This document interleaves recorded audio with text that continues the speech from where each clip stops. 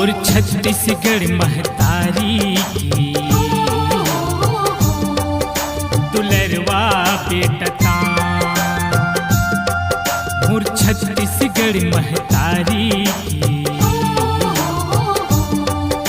दुलरवा बेटता।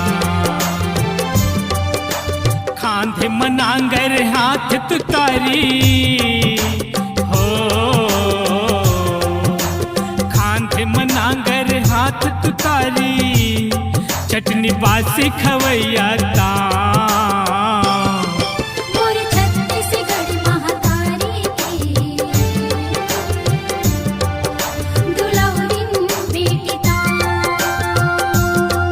मोर छत्तीसगढ़ महतारी की दुलौरिन बेटिता।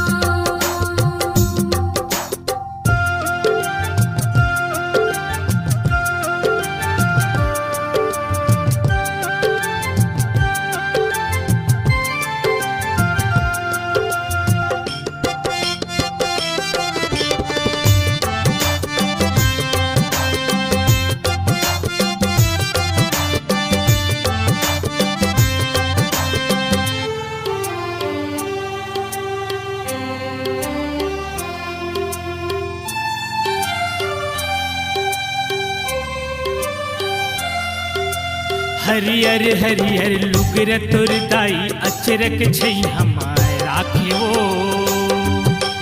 धन धन ए मोर भाग वो मैया छत्तीसगढ़िया कहायो।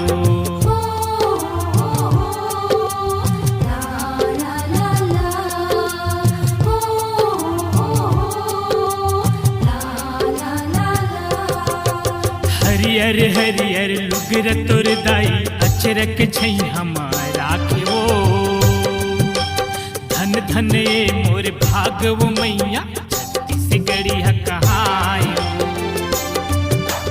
तोर चरण के धुर मदाई हो, तोर चरण के धुर मदाई, मैं सोनहा धन उपजाए वो। मोर छत्तीसगढ़ महतारी की दुलौरिन बेटिता। मोर छत्तीसगढ़ महतारी की दुलौरिन बेटिता।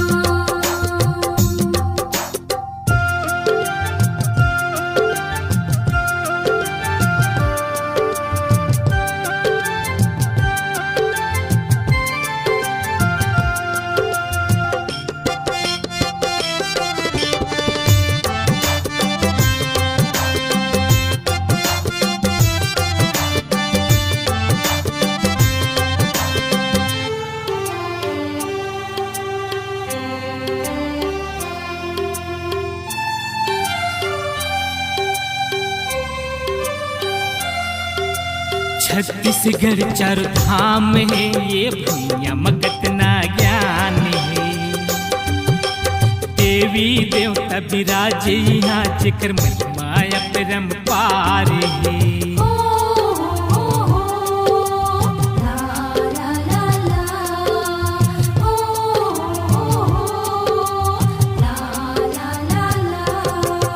छत्तीसगढ़ चारों धाम है, ये भैया मगत ना ज्ञान है।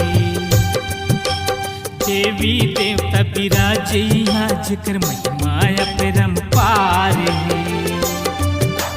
धान कटोरा कई थैला हो, धान कटोरा कई थैला, मोर छत्तीसगढ़ महान है। मोर छत्तीसगढ़ महतारी की दुलौरिन बेटिता।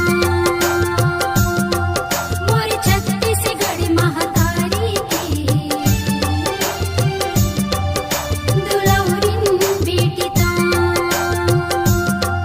मोर छत्तीसगढ़ महतारी की दुलरवा बेटता। मोर छत्तीसगढ़ महतारी